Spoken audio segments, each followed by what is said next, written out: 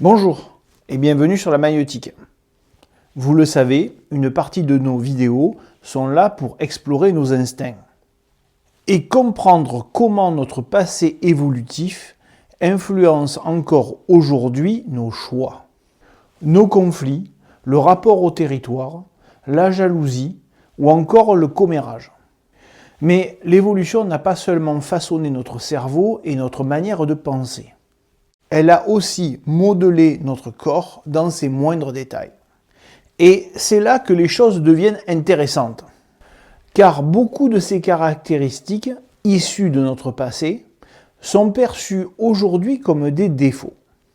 Par exemple, le daltonisme, la forme de notre colonne vertébrale, l'absence d'espace pour les dents de sagesse, et ce dont nous allons parler aujourd'hui, l'éjaculation précoce. Tous ces exemples, et il y en a bien d'autres, laissent penser que le corps est mal conçu, inadapté et même problématique. Mais si on regarde les choses avec un peu de recul, et surtout à l'échelle de l'évolution, ces soi-disant défauts prennent tout à coup tout leur sens. C'est ce que nous allons voir aujourd'hui en nous concentrant sur un exemple bien précis, l'éjaculation rapide chez l'homme. Un sujet qui dit beaucoup plus qu'on ne le croit sur la manière dont notre corps continue de raconter notre passé. Alors, j'ai choisi ce sujet parce qu'en fait il y en a plein sur ce même thème, où notre corps, on s'aperçoit qu'il était adapté à une époque plutôt préhistorique. Ce sujet peut être traité sans tabou, sans pudeur, et de façon tout à fait libre, il n'y a pas de souci. Donc c'est ce que nous allons faire. Et avant de faire la vidéo, je m'amuse toujours à sonder un peu les personnes que j'ai autour de moi pour leur demander ce qu'ils pensent en fait d'un sujet. Par exemple, une des dernières vidéos, j'avais fait la double ignorance de Socrate. Donc du coup, j'ai demandé à quelques amis qu'est-ce qu'elles pensent de cette rapidité donc, chez l'homme. Est-ce qu'elles savent d'où ça vient? Pourquoi est-ce qu'en fait il y a des éjaculations précoces? Et en discutant, je leur explique qu'en fait, c'est pas un défaut. Et c'est vrai que j'ai eu un témoignage qui était assez intéressant, qui me disait oui, c'est pas un défaut, mais en fait, si tu sais ce qu'on dit avec nos collègues sur ce sujet, voilà. Bon, rentrons dans le vif du sujet. Alors, déjà, on va définir ce qui pourrait paraître aujourd'hui un défaut, donc cette histoire d'éjaculation précoce. Clairement, si vous posez la question, ou si vous-même vous posez la question, ça paraît comme un dysfonctionnement sexuel. Et c'est même classé parmi les troubles de la sexualité masculine. Dans l'imaginaire collectif, elle est associée à un manque de maîtrise, un manque d'expérience, un manque de maturité. On en parle comme d'un défaut à corriger, d'un problème à soigner. Alors, déjà, quand on dit précoce, on parle de quoi exactement? Est-ce qu'il y a un temps qui est bien défini, qui fait consensus? Les manuels médicaux retiennent un temps inférieur à 2 ou 3 minutes.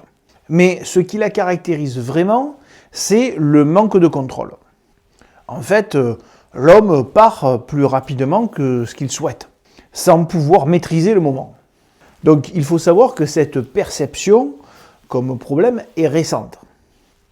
Et elle n'est pas universelle, elle ne s'applique pas à tous les continents d'ailleurs. En fait, elle reflète les attentes de notre époque, avec un rapport prolongé, un rapport contrôlé et tourné vers le plaisir partagé, avec des normes qui nous sont issues de la culture, des médias et des films pour adultes.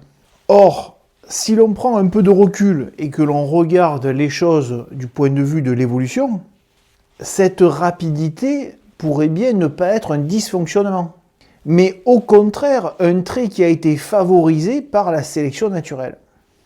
En fait, un avantage reproductif hérité d'un passé où la sexualité répondait à d'autres enjeux, bien plus vitaux que ceux d'aujourd'hui.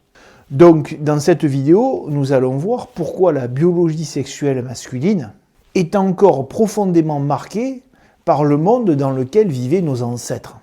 Et comment certaines attentes modernes entrent en conflit direct avec ce que notre corps a appris à faire pendant des millénaires. Alors, justement, Si on veut comprendre pourquoi cette rapidité a été favorisée par l'évolution, il faut revenir à une époque où faire l'amour n'avait rien à voir avec le plaisir, ni avec la complicité du couple.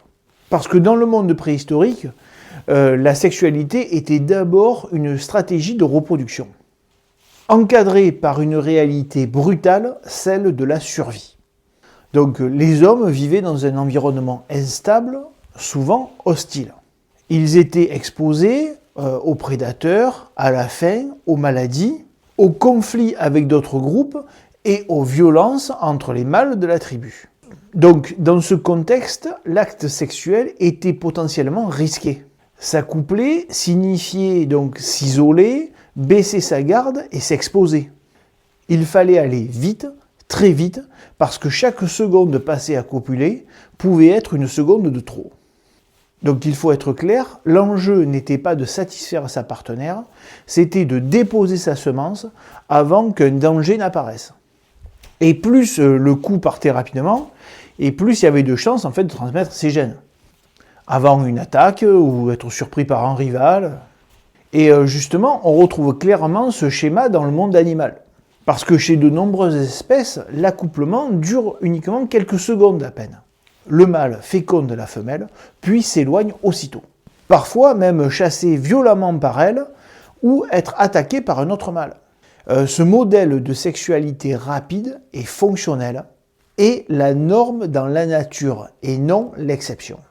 Et il n'est donc pas étonnant que l'évolution ait favorisé un rapport rapide, efficace, instinctif. Donc c'est ce que j'essaye de vous montrer dans une partie de vidéo, c'est que l'être humain, bon ici l'homme, n'a pas été mal conçu, mais il a été conçu en fait pour une autre époque.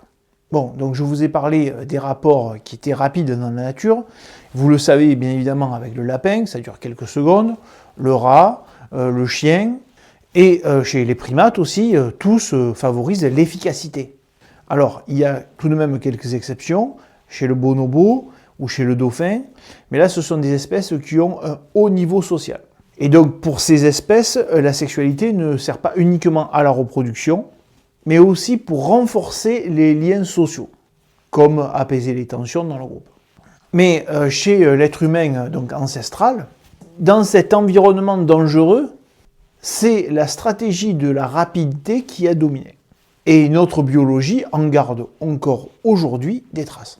Alors, un petit point quand même, parce que je sais qu'il va y avoir quelques commentaires peut-être dans ce sens, c'est qu'il faut souligner qu'une copulation prolongée n'est pas synonyme de plaisir partagé. Parce que, sans rentrer forcément trop dans les détails, mais chez certaines espèces, vous avez des insectes, pour lesquels je pourrais vous mettre une petite diapo, ou des animaux pour lesquels, après l'éjaculation, les partenaires restent collés. Le mâle et la femelle restent physiquement accrochés. Et cette stratégie que l'évolution a mise en avant chez ces espèces, c'est uniquement pour éviter que d'autres mâles viennent féconder la femelle. Ça s'appelle une stratégie de verrouillage post-coïtal. Ça permet de maximiser les chances de reproduction pour le mâle en question. Alors c'est pour ça par exemple que pour le chien, vous avez un nœud copulatoire qui le bloque, qui l'attache à la femelle. Vous avez aussi ces mécanismes chez les serpents. On le retrouve chez l'insecte, donc le gendarme, pour lequel je vous mets la diapo, qui peut rester plus de 2 jours collé comme ça. Donc ce n'est pas pour prolonger le rapport, c'est juste pour bloquer l'accès à la femelle. Le temps que les spermatozoïdes fassent donc leur chemin. Donc voilà, ça c'était pour clarifier et qu'il n'y ait pas de confusion avec certaines observations que l'on peut faire dans la nature. Donc si on revient à la préhistoire, dans un environnement aussi dangereux et imprévisible, c'était la rapidité qui était un avantage. À cette époque-là, cette vitesse n'était pas un inconvénient, mais une stratégie gagnante. Un mâle qui féconde rapidement la femelle avait moins de chances d'être interrompu, que ce soit par un rival, une nécessité de fuite ou un prédateur. Sans compter qu'à cette époque, l'économie d'énergie était importante, et donc ne pas y passer des heures, ça pouvait être aussi un moyen de survivre. Et il faut bien avoir conscience qu'à l'échelle de l'évolution, ce genre de détails change tout. Ce n'étaient pas les individus les plus endurants, les plus performants au lit qui transmettaient leurs gènes. C'étaient ceux qui ont réussi à se reproduire dans les conditions les plus défavorables. Autrement dit, les plus efficaces et pas les plus romantiques. D'autant qu'il faut bien rappeler qu'à cette époque, il n'y avait aucun jugement moral ou émotionnel qui venait évaluer la qualité d'un rapport. Il n'y avait ni honte, ni ego blessé, ni normes sociales sur la durée ou la satisfaction. Et cette activité avait essentiellement la fonction de transmettre la vie. Donc le résultat, c'est que les transformations biologiques, les gènes qui ont permis une rapidité à ce niveau, ont été massivement transmis au fil des générations. Et ils sont encore aujourd'hui présents dans une large partie de la population masculine. Ce n'est pas un dysfonctionnement, ce n'est pas une défaillance, c'est un héritage génétique qui a permis à nos ancêtres de se reproduire avec succès dans un monde bien plus dur que le nôtre. Et donc le corps masculin aujourd'hui porte encore les traces de ce passé. Un passé où la sexualité n'avait en fait qu'un seul objectif, la reproduction. Féconder vite et repartir vivant. Alors maintenant, aujourd'hui, donc si pendant des milliers d'années, cette rapidité a été une stratégie reproductive gagnante, efficace, ce n'est plus le cas dans nos sociétés modernes. Le paradigme a changé. Parce que de nos jours, le rapport n'est plus lié uniquement à la reproduction. Elle est devenue affective, érotique, émotionnelle. Elle maintient un lien social. Elle participe à la construction du couple, à l'intimité, à la communication. Et elle est aussi de plus en plus décorrélée de la fécondation grâce à la contraception. Et c'est très important de comprendre que cette transformation du rapport a modifié en profondeur les attentes autour de cet acte. Il ne s'agit plus simplement de planter une graine, mais de prendre son temps, de créer une connexion, de chercher un plaisir partagé. L'homme moderne est attendu dans un rôle de maîtrise de soi. Il doit être à l'écoute, endurant et capable de se retarder pour satisfaire sa partenaire. Et c'est justement dans ce contexte que cette rapidité auparavant avantageuse est devenue un problème. Elle est perçue comme un manque de contrôle, un manque de virilité ou un manque de compétence. Et il faut bien comprendre que les représentations culturelles, dont les discours médicaux, et surtout l'influence des films pour adultes, ont accentué cette vision d'un homme performant, capable de durer, de résister, et de conduire l'acte sexuel comme une démonstration de puissance. Et donc c'est ce décalage en fait entre notre biologie héritée et nos attentes modernes qui crée des tensions. Car ce que notre corps a appris à faire pendant des milliers d'années, aujourd'hui on lui demande de l'oublier. Et ce qu'on essaye de montrer dans l'ensemble des vidéos sur différents sujets, c'est qu'en fait il n'y a pas de bug du système. C'est tout simplement le signe que notre environnement, nos normes, nos désirs ont changé beaucoup plus vite que notre biologie. Et donc c'est là que c'est important de bien ouvrir les yeux pour s'apercevoir que ce n'est pas une anomalie, ce n'est pas un défaut de fabrication, c'est tout simplement une mécanique ancienne, héritée d'un temps où les enjeux n'étaient pas les mêmes. Dans le passé, c'était une stratégie reproductive liée à la rapidité, alors qu'aujourd'hui, on est sur une stratégie sociale, de séduction, de couple.